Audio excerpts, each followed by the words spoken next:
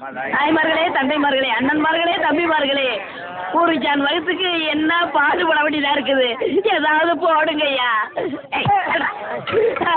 ஐயா ஐயா.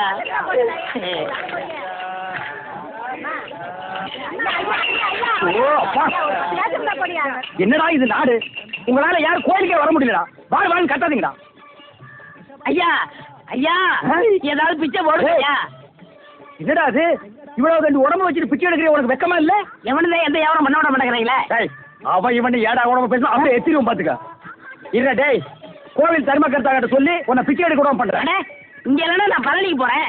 அங்கேயும் தோர்த்துனா? திருப்பதி போறேன். அங்கேயும் தோர்த்துனா? போறேன். ஆனா அங்கேயும் தோர்த்துனா? அட விடுங்கண்ணே, தமிழ்நாடு இல்லைன்னா இமயமலைக்க போறேன். இந்தியாவில பிச்சை எடுக்க இடம் இல்ல.